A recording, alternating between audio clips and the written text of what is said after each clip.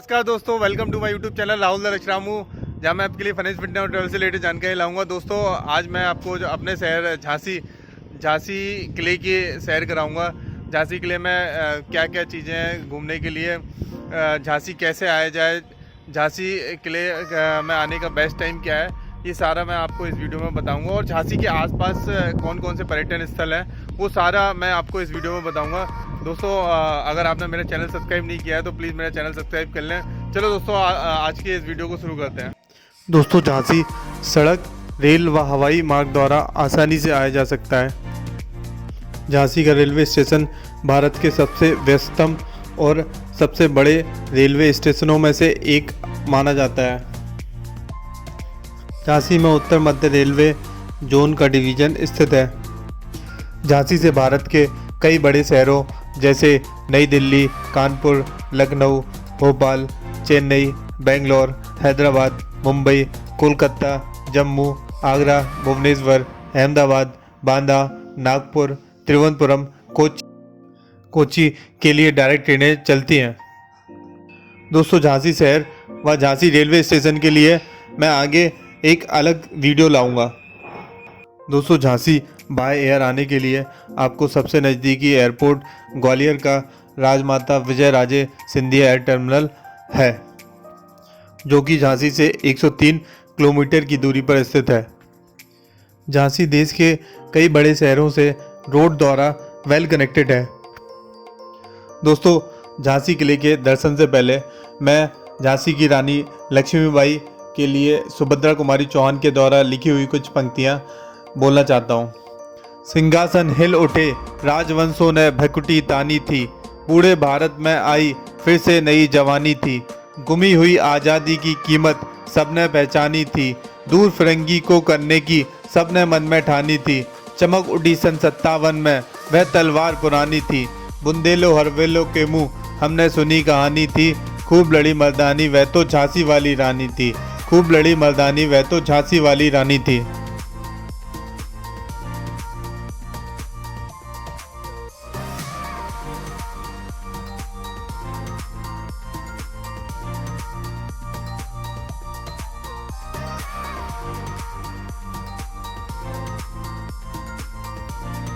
दोस्तों झांसी का किला बुंदेल राजा वीर सिंह जूदेव द्वारा सन 1613 ईस्वी में बंगला नामक पहाड़ी पर बनाया गया था।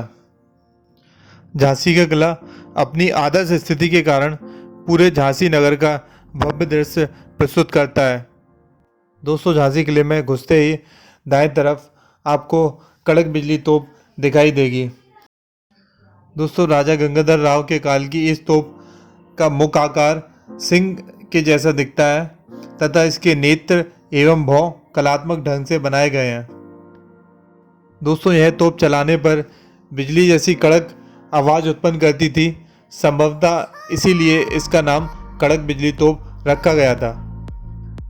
तोप के मध्य भाग में 3 पट्टियों में फूल पत्तियां एवं रस्सी के नमूनों का सुंदर अलंकरण है। दोस्तों कड़क बिजली तोप का संचालन गुलाम गौस खां के द्वारा किया जाता था। गुलाम गौस खां द्वारा संचालित यह तोप शत्रुओं को आतंकित करती थी। दोस्तों झांसी किले पर बुंदेलों, मुगलों, मराठों तथा अंग्रेजों का अधिकार रहा है। वर्तमान में झांसी किले आर्कियोलॉजिकल सर्वे ऑफ इंडिया के अंतर्गत आता है। झांसी किले का प्रवेश टिकट 20 रुपये है। दोस्तों सन 1857 के स्वतंत्रता संग्राम के दौरान झांसी की रानी लक्ष्मीबाई के पराजय के पश्चात यह दुर्ग अंग्रेजों के अधिकार में चला गया। झांसी का किला 15 एकड़ में फैला हुआ है, जिसमें 22 बुर्ज एवं 2 तरफ रक्षा खाई है। झांसी दुर्ग की सुरक्षा के लिए झांसी नगर में 10 द्वार थे, जो आज भी स्थित हैं। इन द्वार के नाम क्रमशः Khanderao gate, Datia gate, Unnao gate, Orchha gate, Badagaon gate, Lakshmi Sagar gate, Saiyar gate, Bhander gate एवं जिन्ना गेट नामक 10 द्वार आज भी झांसी नगर में स्थित हैं। दोस्तों झांसी दुर्ग में भगवान श्री गणेश जी को समर्पित मराठा शैली में एक 2 मंजिला मंदिर है। ऐसा कहा जाता है कि झांसी की रानी लक्ष्मीबाई प्रतिदिन इस मंदिर में पूजा अर्चना करने आया करती थी। इस मंदिर की ऊपरी दीवारें ज्यामितीय व पुष्प आकृतियों से सुसज्जित हैं। दोस्तों, गणेश मंदिर के बाद आपको झांसी किले में बारादरी देखने को मिलती है। राजा गंगाधर राव द्वारा यह बारादरी अपने भाई के लिए निर्मित कराई गई थी, जिसकी नाटक एवं संगीत में बहुत रुचि थी। दोस्तों, बारादरी एक चौकोर चबूतरे पर बनी है, जिसमें चारों ओर 3 खुली मेहराबें हैं। बारादरी का मध्य भाग पुष्प तथा ज्यामितीय अलंकरणों से प्रचुर रूप से चित्रित था। बारादरी की छत एक लघु जलाशय के रूप में प्रयुक्त हुई, जिससे फव्वारों आदि के लिए जल पूर्ति होती थी।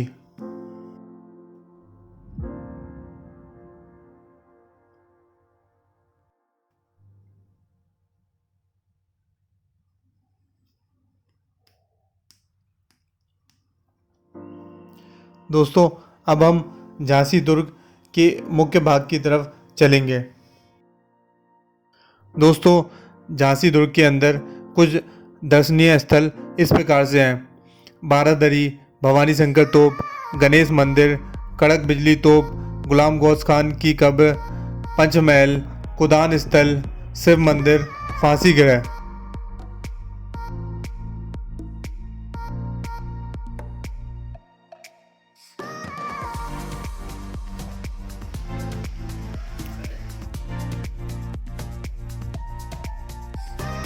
दोस्तों, झांसी दुर्ग में आपको बहुत ज़्यादा साफ़ सफाई देखने को मिलती है। दोस्तों, झांसी दुर्ग में कई सारे बगीचे हैं, जिनमें कई सारे पेड़ पौधे लगे हुए हैं। वह बहुत ही सुंदर सुंदर फूल आपको देखने को मिलते हैं। दोस्तों, जैसे मैंने बताया, झांसी नगर में 10 द्वार थे, जो आज भी स्थित हैं। इसके अलावा 4 खिड़कियाँ गणपत गिरी, अलीगोल, सुजान खां तथा सागर खिड़की बनाई गई थी।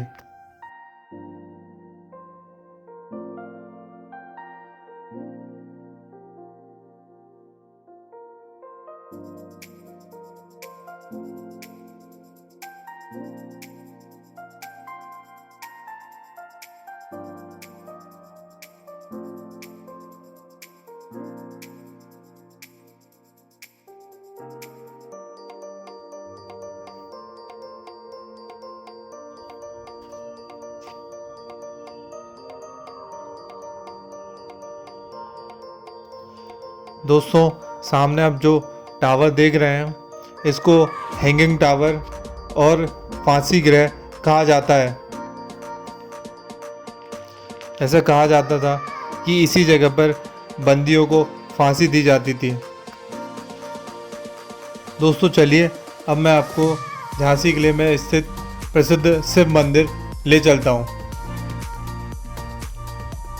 नारू शंकर के काल में निर्मित यह शिव मंदिर मराठा व बुंदेल स्थापत्य शैली के मिश्रण का सुंदर नमूना है।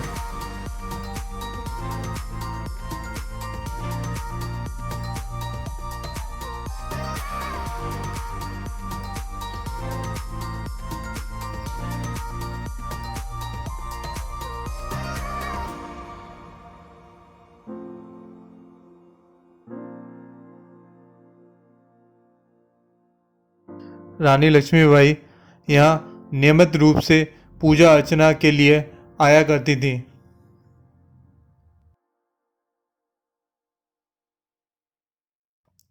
आज भी यह शिव मंदिर श्रद्धालुओं के आकर्षण का केंद्र है। मंदिर में स्थित मुख्य शिवलिंग ग्रेनाइट पत्थर का बना है। शिवरात्रि के अवसर पर यहाँ श्रद्धालु बड़ी संख्या में उपस्थित हो पूजा अर्चना में भाग लेते हैं।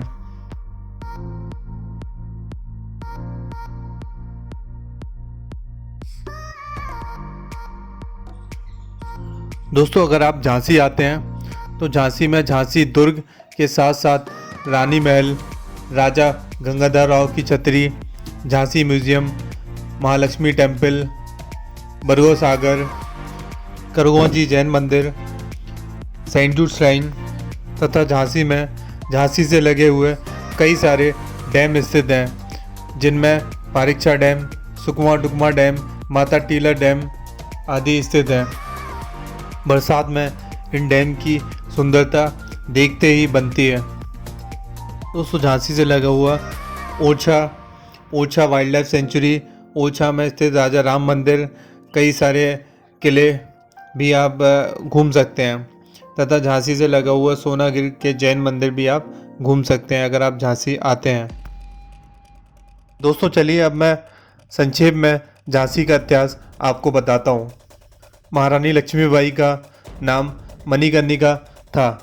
सन 1842 में झांसी के राजा महाराजा गंगाधर राव का विवाह मणिकर्णिका से हुआ, जिन्हें विवाह के बाद झांसी की रानी लक्ष्मीबाई के नाम से जाना जाने लगा। सन 1851 में उन्हें एक पुत्र हुआ जिसका नाम दामोदर राव रखा गया, पर 4 माह बाद ही दामोदर राव की मृत्यु हो गई, जिससे राजा को गहरा झटका लगा और उनकी तबीयत खराब रहने लगी। अपने सलाहकारों के कहने पर सन 1853 में राजा ने अपने छोटे भाई के बेटे आनंद राव को गोद लिया एवं ब्रिटिश अफसरों के सामने झांसी का उत्तराधिकारी घोषित कर दिया। अपने दत्तक पुत्र का नाम बदलकर दामोदर राव रख दिया। नवंबर 1853 में राजा गंगाधर राव की मृत्यु के बाद ब्रिटिश खेमे में लालच आया और उन्होंने झांसी को हथियाने की साजिश रखी। झांसी को हथियाने के लिए ब्रिटिश ईस्ट इंडिया कंपनी के गवर्नर जनरल डलहौजी ने डॉक्ट्रिन ऑफ लैप्स लागू कर दिया। डॉक्ट्रिन ऑफ लैप्स लागू करके झांसी के सिंहासन पर दामोदर राव के दावे को खारिज कर दिया और किले को उसके उत्तराधिकार क्षेत्र से अलग कर दिया। ब्रिटिश हुकूमत के इस प्रस्ताव पर झांसी की रानी ने भरी सभा में अंग्रेजी फरमान को फाड़ते हुए कहा कि मैं अपनी झांसी कभी नहीं दूंगी। मार्च 1854 में रानी लक्ष्मीबाई को 60,000 रुपये की वार्षिक पेंशन का प्रस्ताव दिया गया और महल और किले को छोड़ने के लिए कहा गया, पर झांसी की रानी लक्ष्मीबाई ने इस प्रस्ताव को भी ठुकरा दिया।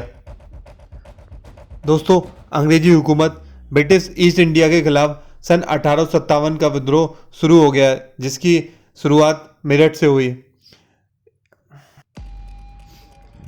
दोस्तों, अब मैं आपको गोदान स्थल की तरफ ले चलता हूँ, जंपिंग स्पॉट। दोस्तों, यह 2 बुर्जियों के बीच स्थित वर्गाकार चबूतरा ये उस स्थल का प्रतीक माना जाता है जहाँ से रानी अपने दत्तक पुत्र दामोदर राव को लेकर अपने घोड़े बादल के साथ 4 से 5 अप्रैल 1858 की रात्रि किले से बाहर निकल गई थी। दोस्तों, 1857 के विद्रोह में झांसी की रानी लक्ष्मीबाई ने झांसी की सेना का नेतृत्व किया। इतिहासकार बताते हैं कि अंग्रेजों ने झांसी के किले पर गोले बरसाए, लेकिन ना वो किला जीत सके, ना ही झांसी पर उनकी किसी भी प्रकार की फतह प्राप्त हुई। रानी और उनकी सेना ने प्रतिज्ञा ली थी कि आखिरी सांस तक किले की रक्षा करेंगे। फिर अंग्रेजी सेना ने कूटनीति का इस्तेमाल किया और अंग्रेजी सेना झांसी किले में घुस गई और मारकाट शुरू कर दिया, जिसका झांसी की छोटी सी सेना ने डटकर उनका मुकाबला किया। लेकिन एक समय ऐसा आया जब रानी अंग्रेजों से घिर चुकी थी, पर कुछ अपने विश्वास पात्र लोगों के साथ रानी कालपी के लिए निकल गई।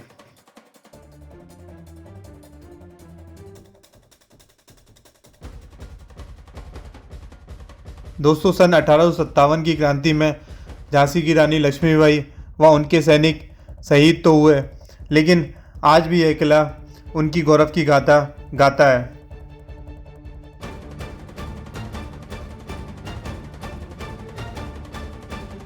आज भी यह किला झांसी की रानी लक्ष्मीबाई के नाम से जाना जाता है।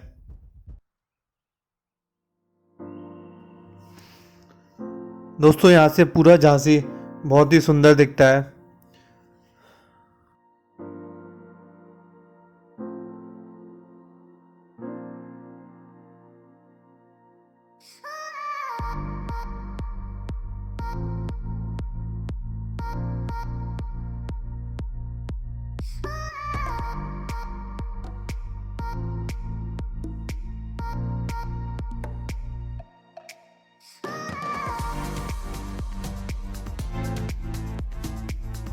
दोस्तों चलिए अब हम झांसी दुर्ग में स्थित पंचमहल की तरफ चलते हैं।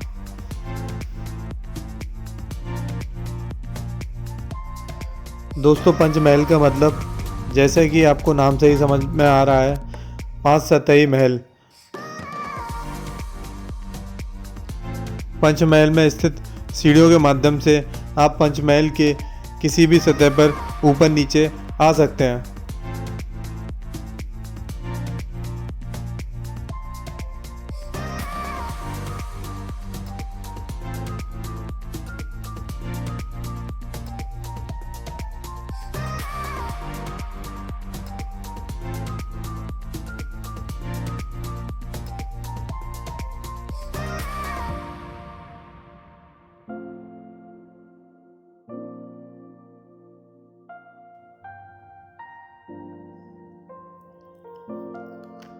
दोस्तों ये सामने भैरव मंदिर स्थित है। यहाँ भी रानी लक्ष्मीबाई नित्य पूजा अर्चना करने आया करती थी। दोस्तों अब हम कड़क बिजली तोप के मुख्य तोपची व झांसी दुर्ग के मुख्य तोपची गुलाम गौस खां, महिला तोपची मोतीबाई व अश्वरोही नेता खुदा बख्श, इन तीनों की समाधियों पर नमन करने चलते हैं।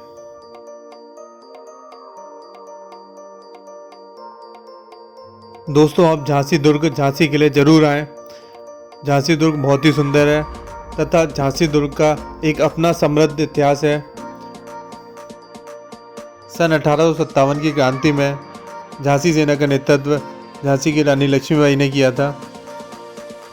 दोस्तों अगर आप घुमक्कड़ हैं, घूमने के शौकीन हैं और इतिहास में रुचि रखते हैं तो आप झांसी किसी भी समय किसी भी मौसम में आ सकते हैं, क्योंकि घुमक्कड़ों के लिए कोई बेस्ट टाइम नहीं होता है। जब वो घूमने निकल पड़ते हैं वही उनका बेस्ट टाइम होता है। और आप अगर झांसी घूमने के लिए मुझसे बेस्ट टाइम पूछेंगे या कोई समय विशेष में झांसी घूमना चाहते हैं तो झांसी घूमने के लिए सर्दियों का टाइम और बरसात का समय सबसे अनुकूल है, क्योंकि झांसी में बहुत तेज़ गर्मी पड़ती है। दोस्तों इस वीडियो को पूरा देखने के लिए बहुत बहुत धन्यवाद। आशा करता हूँ कि आपको मेरे झांसी दुर्ग का यह वीडियो पसंद आया होगा। दोस्तों यह मेरे झांसी सीरीज का पहला वीडियो है। दोस्तों अपने झांसी सीरीज के अगले वीडियो में मैं झांसी में और कौन कौन से पर्यटन स्थल हैं उस पर वीडियो लाऊंगा।